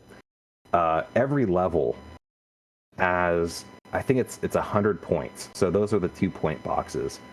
And to get all of the points in the level, you have to find all the shortcuts. So there's 3 different laps. So there's 3 different routes that you can find to get all 100 points in 3 laps. Exactly. And the end of the 3rd lap of every level, there's always like a final stretch that's completely different, where it takes you to a new part of the level that wasn't unlocked before. But yeah, just incredibly well designed. Good soundtrack. Except for that scene we just watched where the beetle hopped into the water and just disappeared. Yeah. It's funny because if you look at Pilot Wing 64 and you crash into the water, you're like, oh yeah, it's like almost the same fucking like the camera cut, the effect. It's very similar. Yeah. Well, I But mean, yeah, visually, it looks like might as well be the same game. You know. but yeah, really, really cool game. Underrated. Easily one of the best racing games on N64, without a doubt. I would throw $100 down that this was like, some developers started making a racing game, ran out of funding, and then was like, "Hey, Volkswagen, you want to sponsor our game?" The cars can all just be fucking Beetles at this point. Nah, Yeah, you're forgetting how popular this car was in the 2000s. Like, I'm this was not. That's why it makes sense. yeah, like right? people were nuts for that car. So you think Volkswagen reached out and was like, "Someone make us a game with our cars"? Oh, instead of-" gotcha. It well, wasn't. Craig, guess who that published the game? popular, Craig, He said, I don't know. Who? Electronic Arts. Hey, all right. That can be both ways, Yeah. Yeah. I mean, it could have been EA that reached out. They're like, yeah, we have this game that looks kind of generic. Or it could have been Volkswagen that was like, hey, can you slap our shit on one of your games? Yeah, but this is awesome. This is the kind of shit that I'm kind of obsessed with right now. When it's like I've been watching a lot of Metal Jesus lately, and just watching him like be like, yeah, I'm playing Beetle Adventure Racing for the N64. It's all these like real hidden gems, not like people who like, oh, you ever heard about this game called Chrono Trigger? Like, yeah. like no, like real fucking Yeah. hidden gems. There is a game about racing Volkswagens, like fucking, and it's fun as shit. I mean, I have Yeah. a few games on my list that you guys didn't really play or that are not super well known. That's a different Beetle. Like Ranger X and Zexus are both games that I think nobody really played. Ranger X, none of you guys played, and Zexus, only one person. I think it's just me. Yeah. But Yeah. Going back to Craig's comment about the Beatles, so there's technically different paint jobs, and they have different attributes that you unlock. There's It's so a ridiculous. there's a Stripes make you go faster, obviously. there's a police beetle that you unlock at the end of the game, kind of a reference to Need for Speed, and it's got a little working siren that makes the other cars pull over. Nice. And then they also have a rainbow alien themed beetle as well. Nice. All right. You have anything else you want to talk about your list? One more close shout out game. Actually, maybe two, but one that I'll go into. Grandia 2 was one that almost cracked the list. It's a JRPG, Dreamcast. Yeah. Really good. Yeah. I replayed it about 2 years ago on the Switch. Most of the aspects still hold up really well. It's one of your honorable mentions, you said? Yeah, it has one of the best pseudo turn-based battle systems in a RPG ever, in my opinion. Some games have kind of emulated it somewhat, like Child of Light, Octopath Traveler a little bit. But what's cool about it is there's a kind of like it's similar to Active Time Battle for the Final Fantasy games. But there's Craig, try to find if you can find a battle sequence in here. Sure. I just want to say this shit right here, this like PS1 era like anime drawing shit gets me rock hard. Dude. Oh yeah, it's great. I love that shit. Oh, like Wild Arms? Like Mischief Makers. That's why I love Mischief Makers. Though that game is so solid. Yeah, go back just a little bit here. Yeah, so if you see on the bottom there's icons representing the different characters. So when you go into COM, you can select your command. And depending on the action, it takes a certain amount of time for you to execute that. Oh, so sort of like the Tales of Symphonia, like kind of. Kind of, but it's not real time because you're actually selecting it's menu commands. Yeah. But what's cool about it is there's attacks like that one, so you can counter if somebody is about to go into action. You hit them before you get a counter. It's extra damage, but if you miss the counter, then you take extra damage.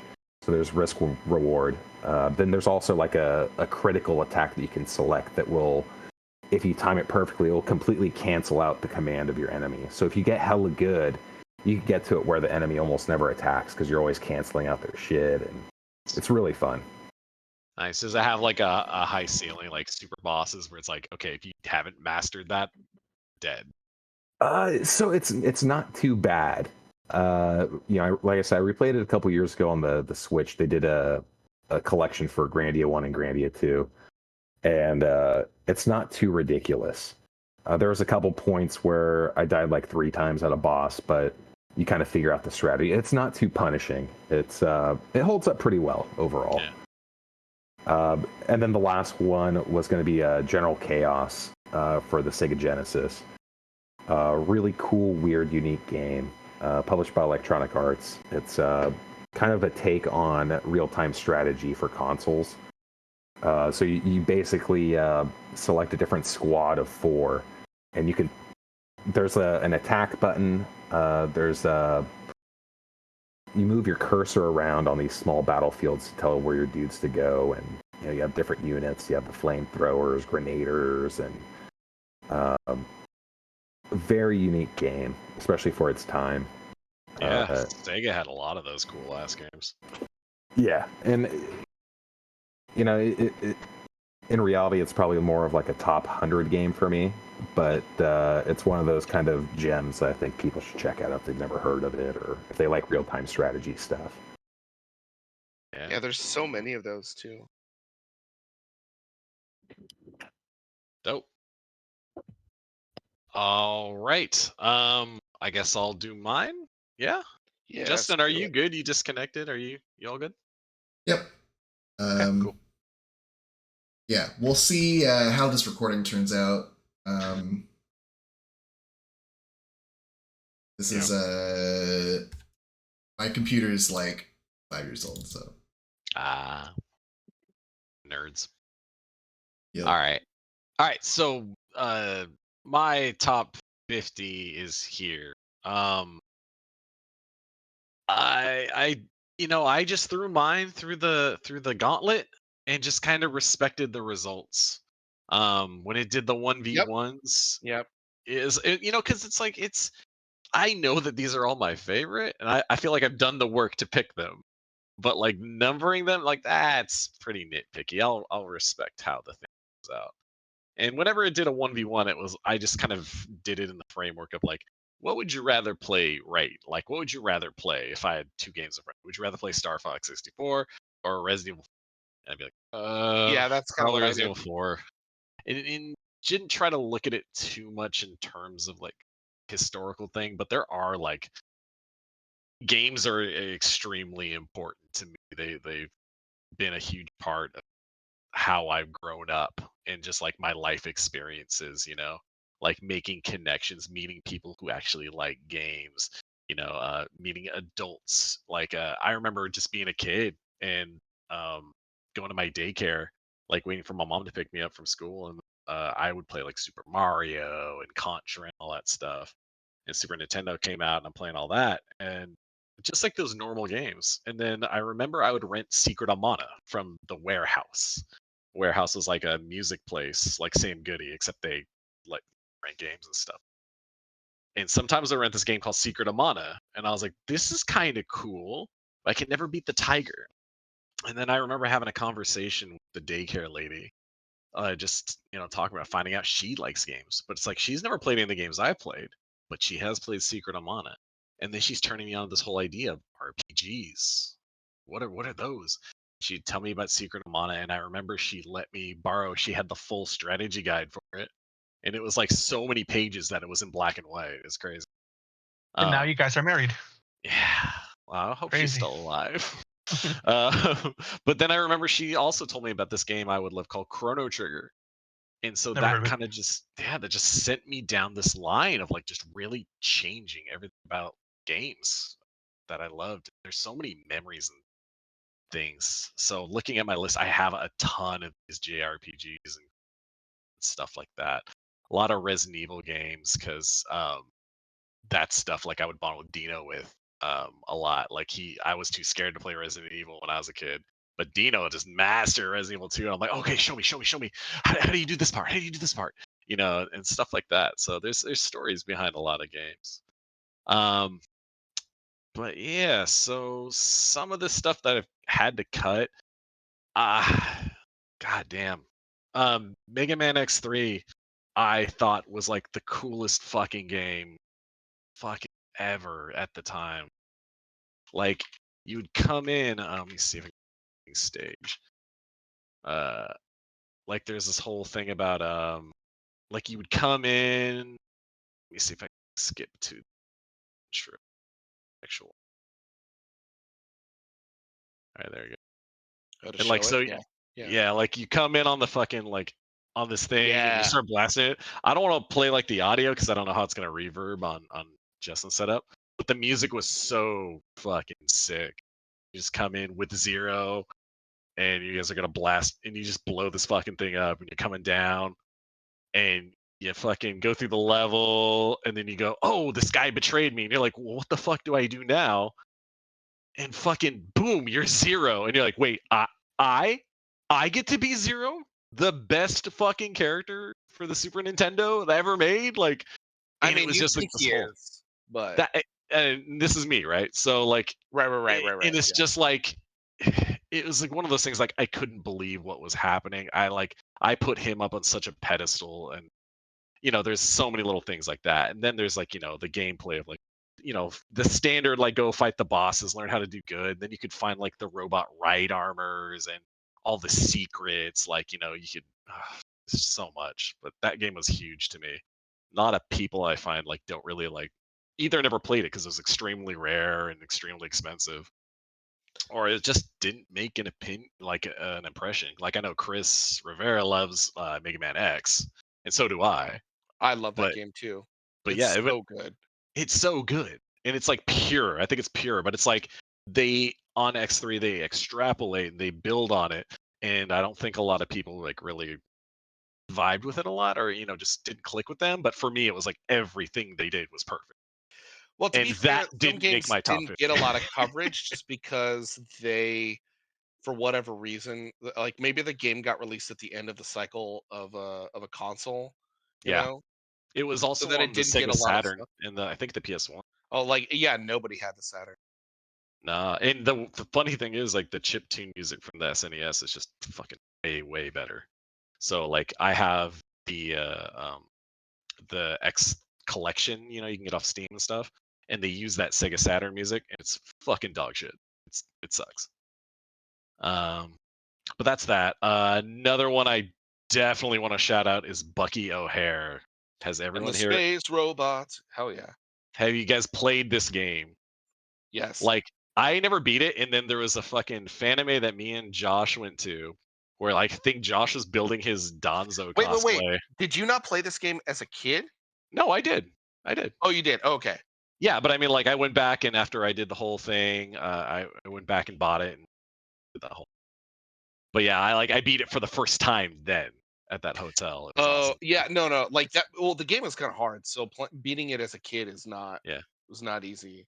yeah. It's Yeah, like a I precursor watched to. the cartoon show when I was Yeah, a kid. It was on. It was like a Saturday morning cartoon show. yeah. Also, It took a lot from like Mega Man, where it's like, okay, pick your stage. Where do you yes, want to yeah. go? Except it was broken. Like you have to go to Green Planet. The other, like, if you don't have it, you can't beat Blue Planet. You can't beat Red Planets. Kind of like DuckTales. Yeah.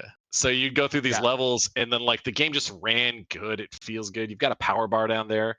As you play the game, you unlock more characters. You beat a planet, you go rescue one of your crew, and then you end up like fight this little boss, and then thank you. Oh, I have a weapon that'll smash the rocks. And so like now you have to switch to him by pressing select, and then like so you're getting all these new abilities, and you're using them in these to like overcome these obstacles. And it is just, it played so well. It ran so clean. It was hard but not unfair. Like well, okay, that's not true. It was kind of unfair, It but was definitely unfair. it was the kind of game though where it's like, you hit an unfair part and it's going to take you 20 lives to figure out how to beat it. But then when you get the game over, you're still right there. You don't go back all the way to the beginning. You're at the same screen.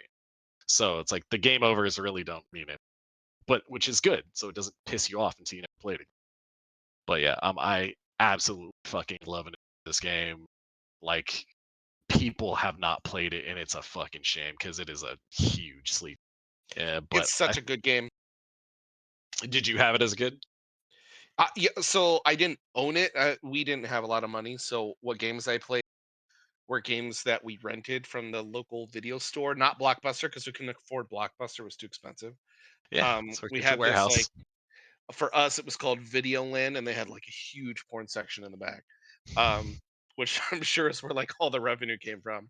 This fucking Um, piece of- but that's where I used to rent. I used to rent Bucky O'Hare from that place all the time.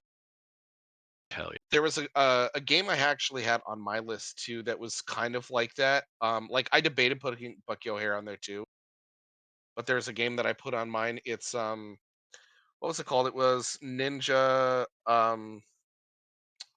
shit. What was it called? Shit. Ninja Combat, I think it was. No. Well, I'm like, we talked about that. No, there's another one, not Ninja Combat. It was shit. It was an NES game that was it was like a ninja game. I always forget the name of it. But it was like it was late cycle also for NES. Um and it was really, really solid, and the controls are just really smooth. It's not cheap. If you die, it's your fault. Was it Wrath of the Ninja Black Manta? No. Ninja Okay. Crusaders. Yes, I think so. It's like a side scroller, right? Yeah, Yeah, that's the Ninja one. Crusaders. Yep. Was it Ninja Crusaders? I think so. Yeah. Damn. Yeah, I never heard of it. No, it was not Ninja Crusaders. I don't think so. No. Yeah. Going into some other stuff. Oh, it was called Shadow of the Ninja. My bad. For me, I have a lot of memories behind Tecmo Super Bowl. Specifically, it's funny.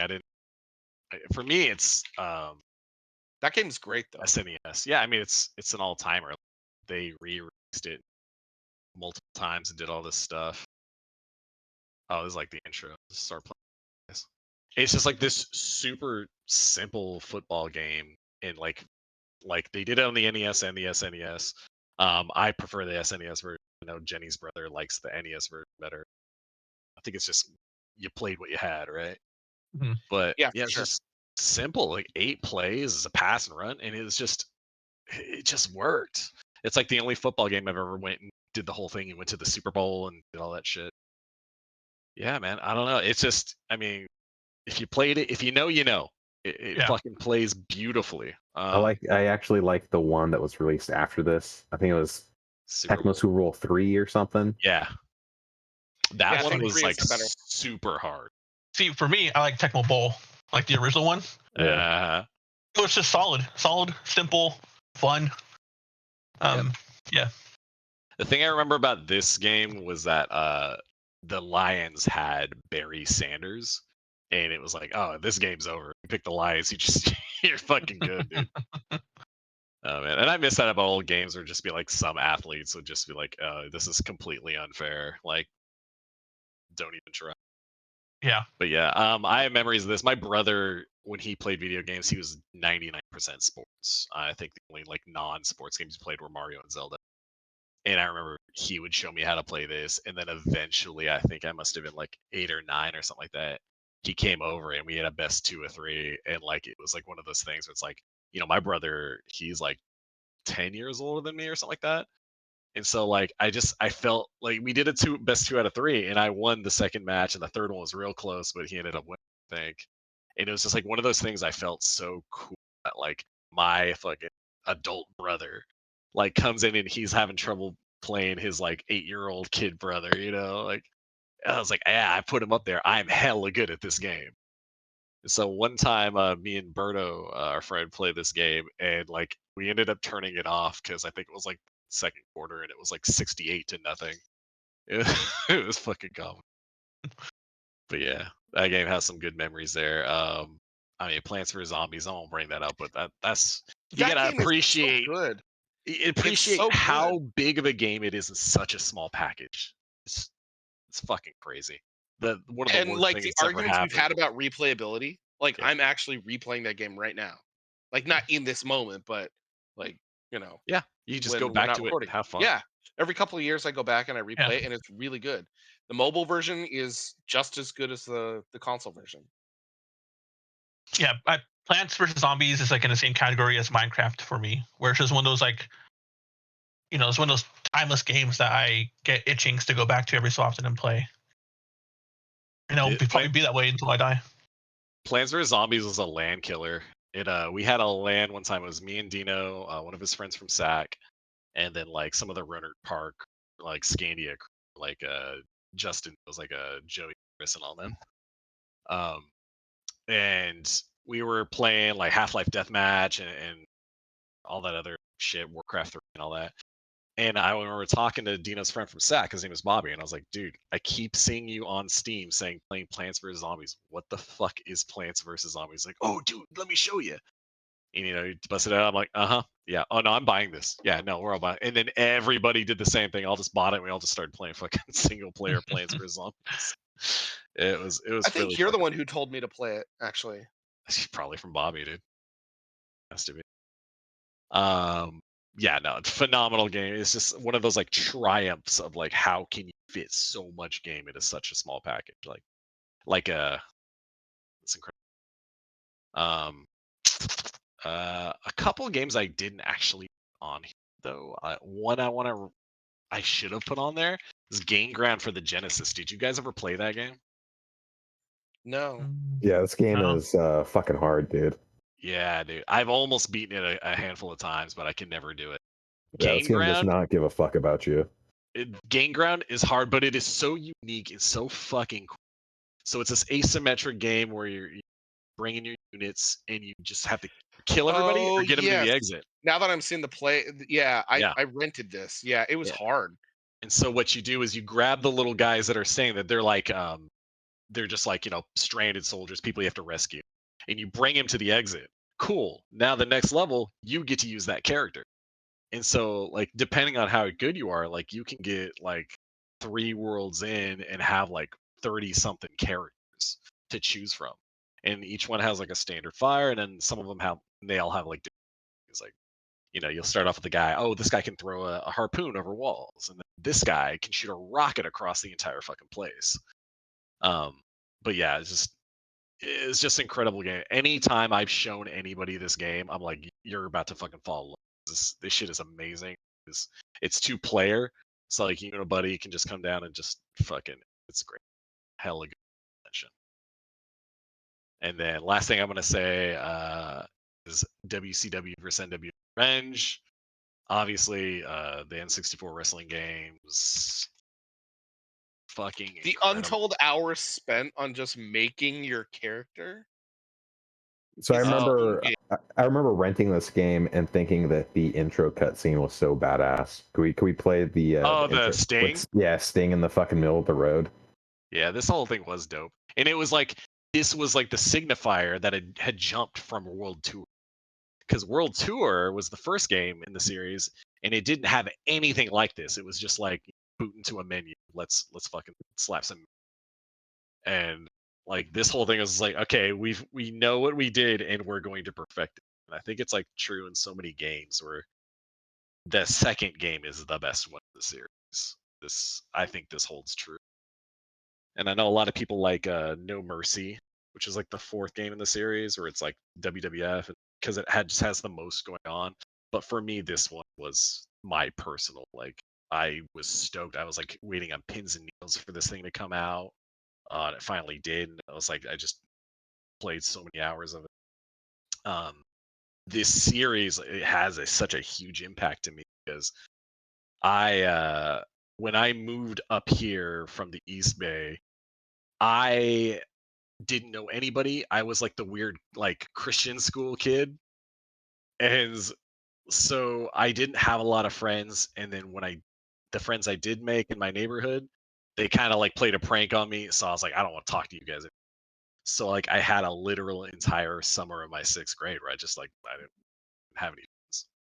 And so one of the things I did was I fucking ended up like doing this whole like fantasy fucking WCW World Tour league where like I had notebooks and notebooks and notebooks filled with like, all right, these guys are now a part of a faction. We're gonna do a CPU versus CPU match, and we're gonna pit them against each other. We're gonna see who holds the titles now.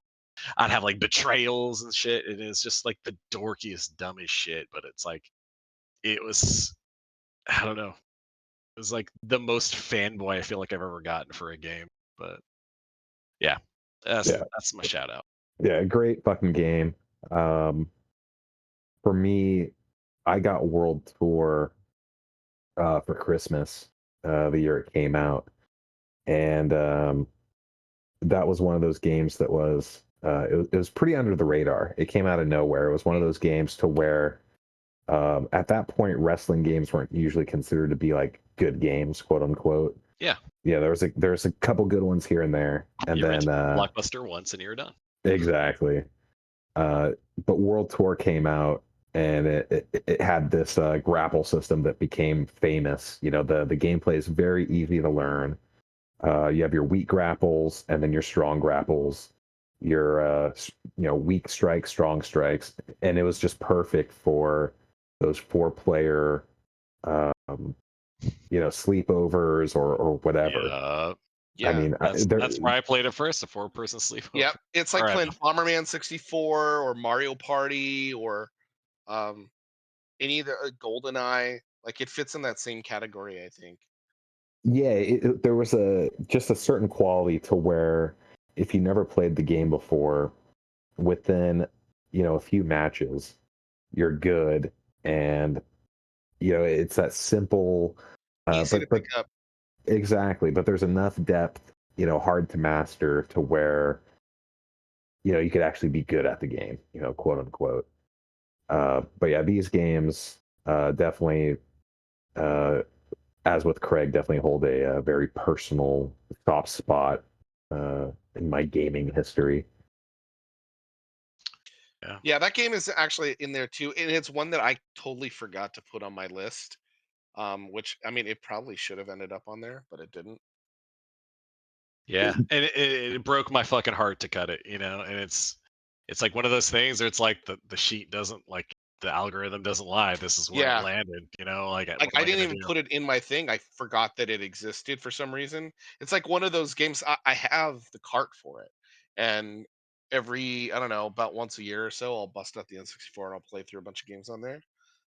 And that's one that I always break out and play. But usually what happens is I break it out, I spend 4 hours making a character, and then I just put it on PC versus like a PC character, and then make them play themselves. I just sit there and watch it. But like, for me, I didn't grow up playing wrestling games. I wasn't into wrestling at all. I wasn't even allowed to watch it as a kid, and so I just wasn't interested in wrestling. And my cousins loved professional wrestling, and they had a copy of it that they had picked up, and I went to their house and we played it, and then I loved the game, and then I rented it, and then I rented it a second, third, fourth time, and then I think my parents were like, okay, this kid's blown like 10 rentals on playing this game, maybe we should just buy it.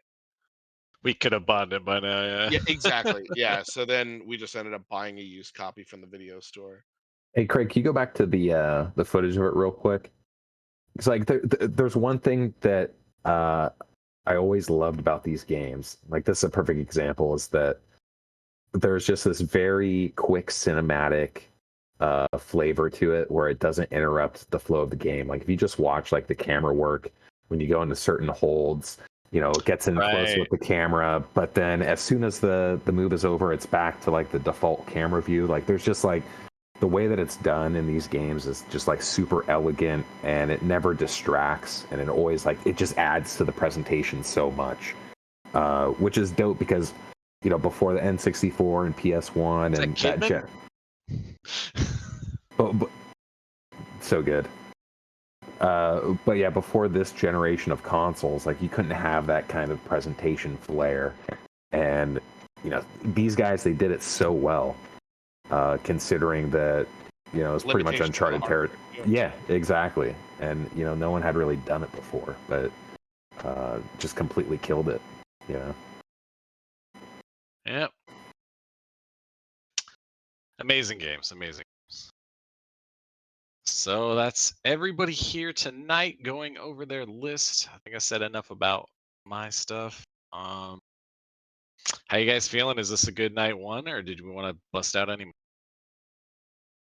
I mean, it's good. I intentionally tried to stay away from games that were on my list just because one, Dino couldn't make it, and I want to talk about that stuff with him too, and then also because like I feel like a lot of us, like, the choices for why we picked what we picked, it's kind of more, there's more reasons why we picked the stuff that we picked that is gonna than we are gonna be able to allow the time for, right? Because this is something we're gonna do over a couple of recordings, right? Probably a couple, but yeah. But yeah, I think this is probably like the point of no return, though, if we want to go back and revisit our own personal lists.